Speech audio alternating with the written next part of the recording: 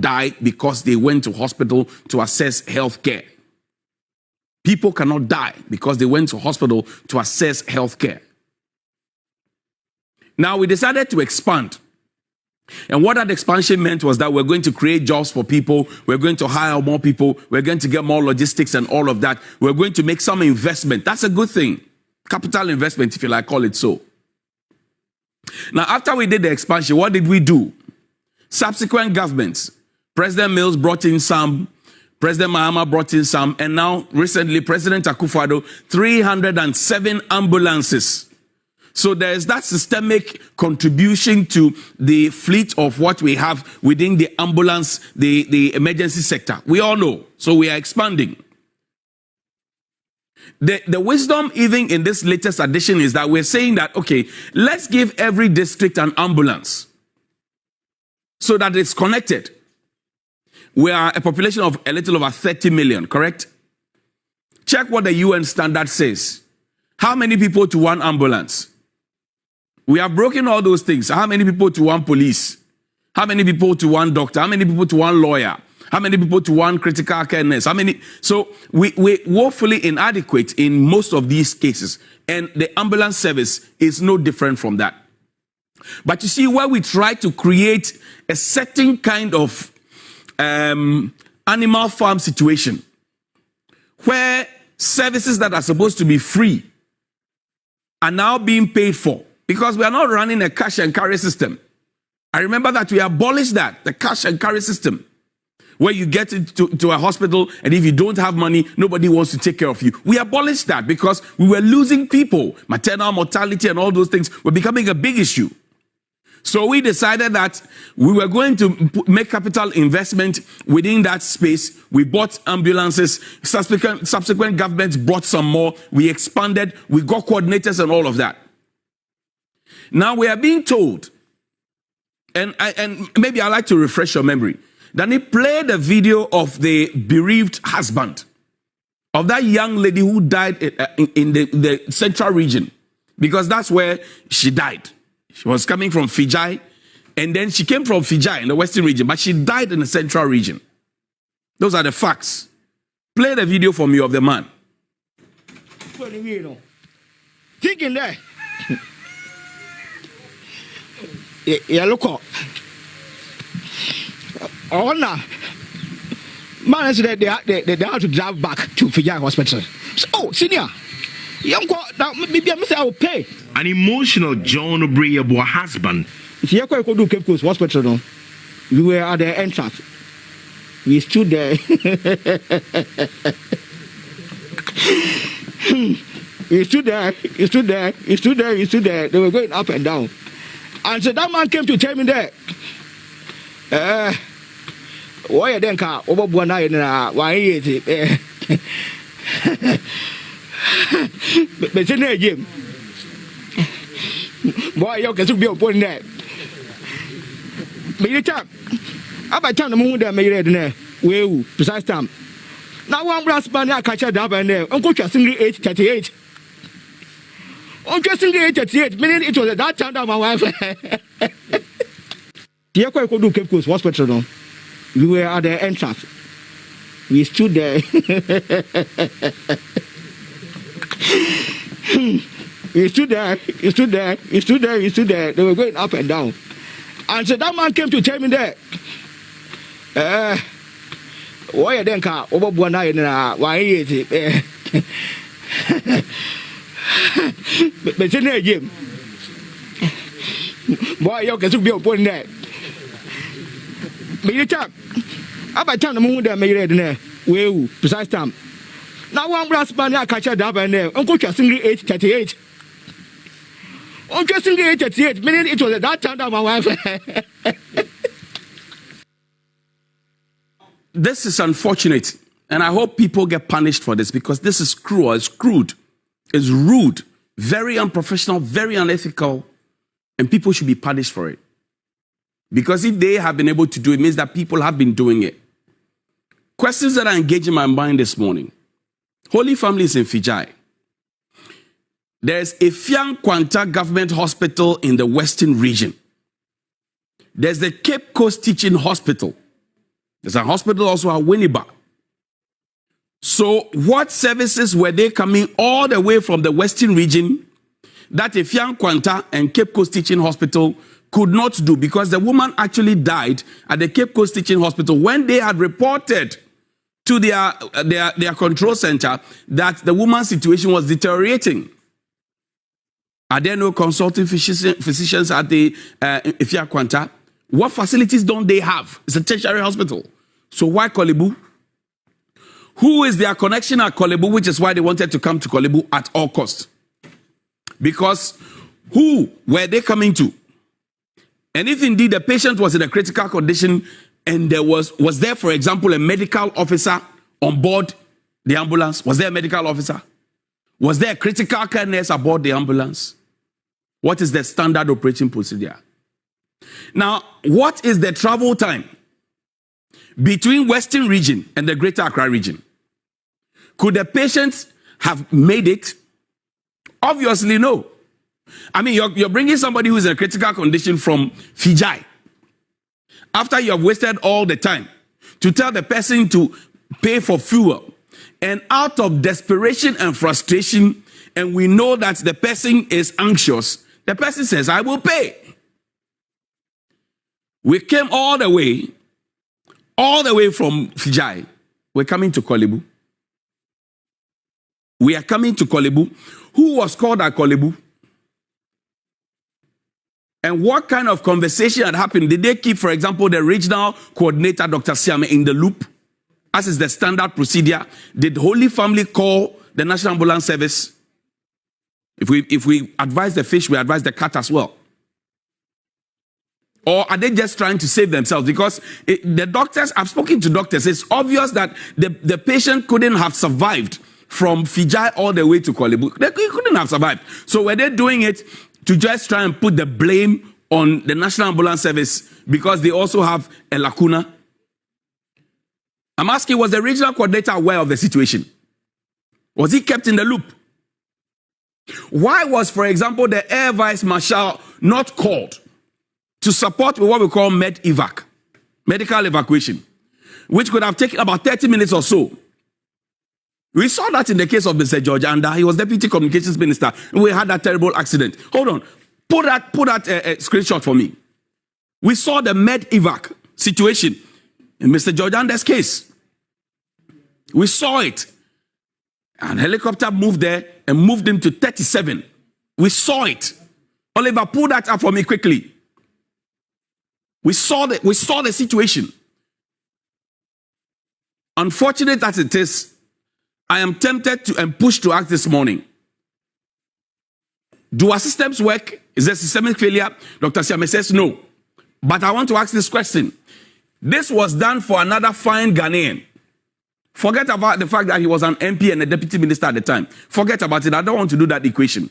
But I'm saying that if we clearly wanted to bring the woman from Fiji all the way to Korle Bu, and we know what the distance is, what's the distance between Western region to even Central region, and from Central region to Greater Accra region, at least 5, 6, 7 hours. Even if they are top speed, maybe 5 hours.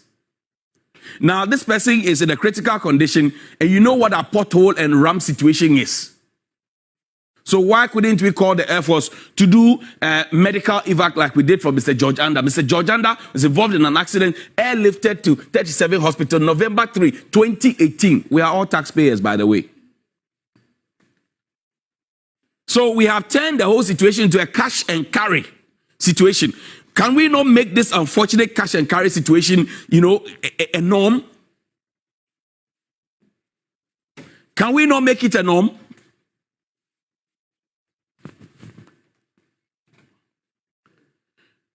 Can we, for example, not decide that this should be part of a full package? So I go into a hospital. Now, on my sick bed, the doctors come to me and tell me that they have to refer me and that the referral will have to be fueled by me. It doesn't make any sense at all. No civilized country in this world will do that. So if we say we are a civilized country or we are getting towards civilization, some of this bush attitude we must stop. It is bush. That I am sick and give a scenario. Let's say I am the only one I live alone. I'm sick. I have no relatives. I'm an immigrant in your country. I walk into the hospital. My situation gets worse. I'm on a hospital bed. Then you come to me and tell me that because you are going to travel a long distance, I should give you money for fuel. It doesn't make sense. I know that the ambulance service has constraints. And some people have chosen to use the failings of the system and the vulnerability and desperation of the patient to extort money from them. I know they have issues. I know they have issues. I know, for example, that they are giving fuel coupons to be able to run around, their own districts and all of that. Even so, the question I ask is this. Now we have mapped ambulances to districts. Even so, we have mapped ambulances to districts. What is the level of influence the district has in the management of the ambulances? So it could be running in Okaikwe, or it could be running in Ahanta West, or whichever constituency it is. If he has to travel outside, what is their standard operation procedure? I've been made to understand that, for example, because they were coming from Takrady or Fijai, they had to travel maybe from Fijai all the way to the central region. Then another team takes over from them, so that the guys from Fijai can go back. Then they move from central region all the way perhaps maybe to Winneba, and then from there to Accra. So it's more like a baton kind of thing. Somebody takes over at some point and brings them. Is that what was going to happen? Because they charged 600 Ghana cedis, and they said that 600 Ghana cedis was because of the distance. So they have seen that the system has a flaw, and they are taking advantage of it. Now, if we started this in 2004, perfected it in 2008, and I've even expanded some more after that, 2012, 2016, 2020, we have expanded all of that. Why should we still be talking about a basic thing like fuel? When we know that people get free fuel coupons to turn on their ACs in their V8, and they leave it, and they attend TV and radio programs, they go for funerals, the engines are on till forever. Why? And ambulances cannot find fuel.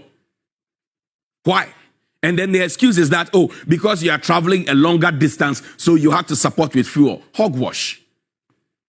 Now, is it true that some hospitals now charge you a certain sum of money, literally? So, because they know that, oh, the ambulance service will come and say, oh, a certain amount of money is needed to support with fuel. Then they come and say, oh, let's say 600 Ghana. They know that ambulance service will charge 600 Ghana. So they say, oh, give us 1,000 too. Then they halve it, give half to the ambulance service, and then they pocket the half. Is it true? And these are people within the service who are feeding me with this information, that this is what is happening because people have seen that there is a certain flaw in the system. They demand for it. Why do we do this to ourselves? I want to see an audit done in this matter. I want to see heads roll. I want to see an audit done in this matter. I want to see an audit, Mr. President. It can happen to any one of us. You sit there and defend nonsense. Sit there and defend nonsense. It can happen to any one of us. Nana Addo Dankwa Akufo-Addo brought us 307 more ambulances, at least, for every district. That's why I'm asking, how deeply involved is the district in the management of those ambulance services? How deeply involved are they? Is it not the standard procedure that nobody must spend more than 24 hours within the emergency system? So we're moving the person from Fijai to Kolebu. Already the person has stayed in that emergency system. Now, we were told that they had an elective surgery. Simply what I've been told and what has been explained to me is that elective surgery is where you go to the hospital today, doctor sees you and gives you a date. Say, come on Wednesday, come and sleep over. So Thursday morning, I will operate on you. So obviously, the hospital will have details of this patient. We need to take a second look at our emergency system. You remember when Professor Mills died? Bless his soul. President of the Republic, he died. Right?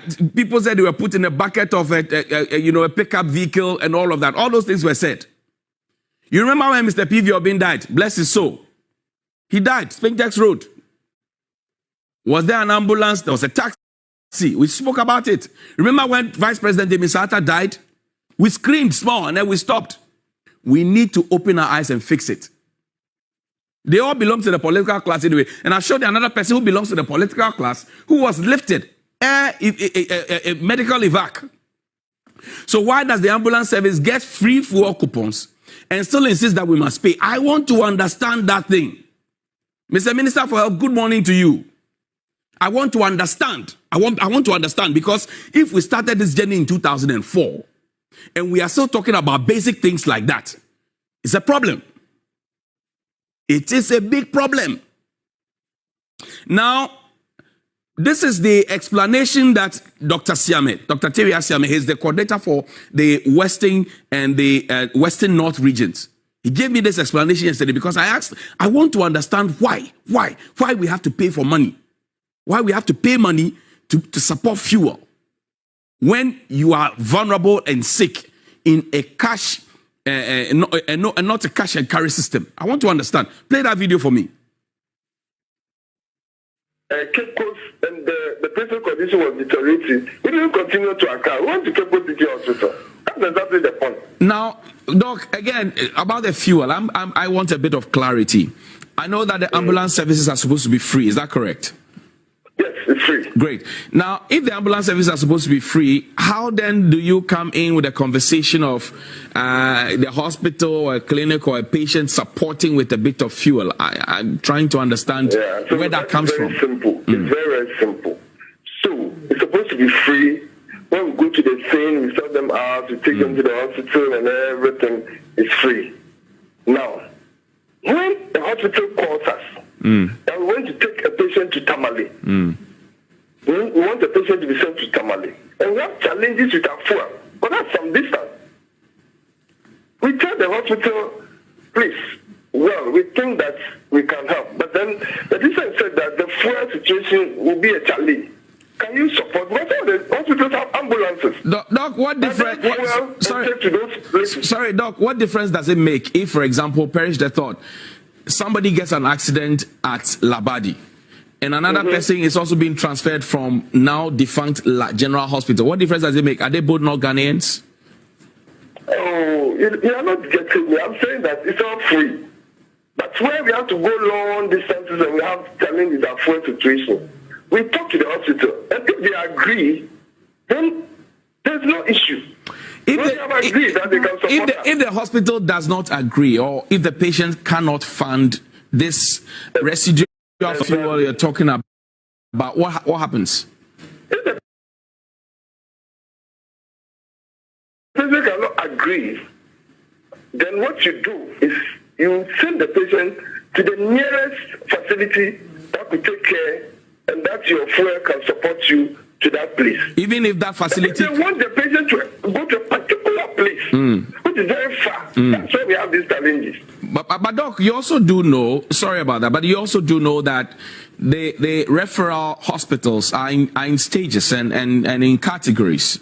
So, for example, you can't take me from a small clinic to another clinic because that is what your fuel can support.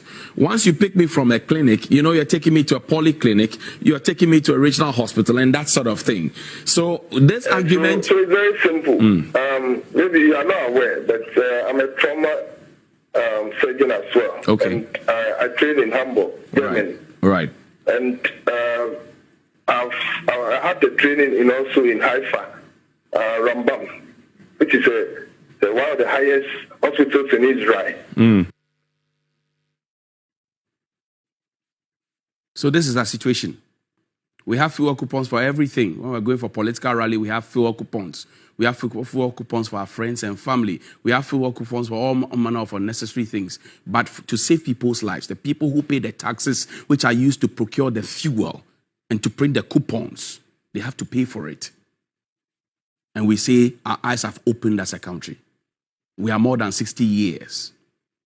If we were human beings, we would have been on retirement by now, playing with our grandchildren. This is our situation. This morning, even as we speak this morning, somebody will be forced to pay money before an ambulance moves. And sometimes, some of the ambulance guys, they walk off. But I'm saying that the ambulance service will take some of the blame because there's a systemic problem. But the hospital at Fijai, the clinic at Fijai, Holy Family, they also have questions to answer. The doctor who was referring the person, did they speak to a consulting Holy Child at Fijai? Did they speak to a certain consultant at Kolebu? I want to know what kind of calls happened.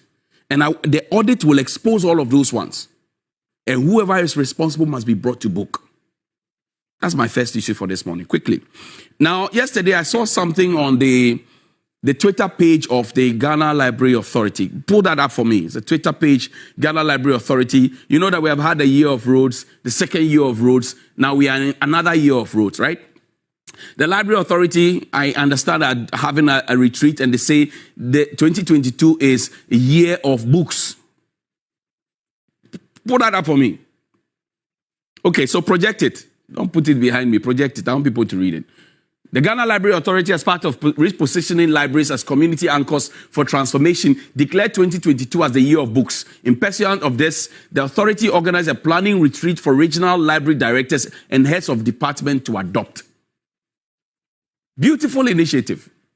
You know, I chased the library at Okankwe South for 10 years of a media career. 10 years, from Pravda Radio to Viasat to TV Africa to 3FM TV3. 10 years of my life. I changed that library. And I chased it until I got it opened. Honorable Dakwanumia will tell you. Honorable Abedata will tell you. Honorable Nanakumia will tell you. 10 years of my life. I dedicated it, no matter the media house I worked with. And that is the kind of consistency that we must all have as people if we want things to change. 10 years of my life. Today, that library is open. It's beautiful. Everybody goes there. The children are happy. But it took 10 years. Maybe more, because I followed through from when the land was given to when the plan was adopted to when the building started and all of that. Started by Nana Kumia, Ahmedata came, added one more structure to it and all of that. It was left, it became a haven for weed smokers and all manner of people. The police came in. 10 years of my life, I chased it. Today, the library is opened. And I'm happy about this because when we were young, we used to go to the Accra Library to go and read. But there was a library also at Kaneshi. I sent you the video, Oliver. Play that video for me. And yesterday, somebody sent it to me. It knocked me. Library at Kaneshi. This is what it has become. There's a library building at Kaneshi. Well, at some point, you have to pause. Pause. Come back. Come back. That's one of the entrances. So there are two gates. A library. This is a property of the Ghana Library Authority. This is a property of the Ghana Library Authority. Play the video. At some point when you get to the gate, there you pause. There's one gate here. There's another gate before that. This is a facility. It's just a wall with a Kaneshi police station. So this is it. Somebody has come to put a container in front of it. The gate is behind that container. The gate is behind that container. So when we say we are declaring a year of books, it's good. I agree. People must read. A nation that reads, it leads. When you read, you can lead. I like to read. I love to read. If you don't read, you can't do this work. But can we, for example, focus on the libraries that we already have? Take me back to Ghana at 60. Take me back. Show me the logo of Ghana at 60. Mobilizing for Ghana's future. It was under this government. This was the logo. Beautiful logo. Ghana at 60. Or Ghana 60 years on. Mobilizing for Ghana's future. I hope you remember this logo. You remember the logo and all the issues that came along with it. We are happy. Charlie Ghana is 60. We are firing and all of that. Ghana 60 years on, mobilizing for Ghana's future. This was our logo. Now, what was the promise when we celebrated Ghana 60 years on? We said we were going to build libraries across the country. Pull the story up for me. We said we're going to build libraries across the country. Was a promise. And we even said that we're not going to spend governmental money, we're going to raise funds. You remember? Now, this is the story. Ghana 60 Library Project report submitted to Planning Committee Monday, 4 December 2017. It's a report on the Ghana Library Project is ready and has been submitted to the Ghana 60 Committee. The feasibility study report covers all the proposed sites for the library project in the 10 regions of Ghana, 40 remote communities. Now we are 16 regions, but the location still they. Now it says West Blue Consulting, as part of its 2017 corporate social responsibility, undertook to build 60 libraries in deprived areas across the 10 regions of Ghana in collaboration with the government of Ghana. In view of this, a committee with representatives from the presidency, the Ghana 60 Years On Secretariat, Ministry of Education, the Ghana Library Authority, and selected construction firm in West Blue Consulting was set up. This is it. Now, the committee was to ensure the success of the project from concept to conclusion. 2017, concept to conclusion. The Ghana 60 library project was subsequently launched. The feasibility study site selection commenced with a team comprising blah, blah, blah, blah, blah, all of those ones. So we said we were ready to launch into it. We're ready to launch into it. 60 years on. That was our plan. That we get the nation reading. We have libraries. We have 6 at least in every region. 6. So 6 times 10, that's 60. Where are the libraries? Libraries in Ewahi. The libraries we promised the people that were going to be the legacy of the 60th anniversary. Where are the libraries? We have now declared a year of books. We declared a year of roads. We have now declared the year of books. Where is the library? And somebody asked, does it make sense? I disagreed with this because I said libraries are good. They make sense. They make sense. But then the person raises germane issues. For example, show us the video again from Kaneshie.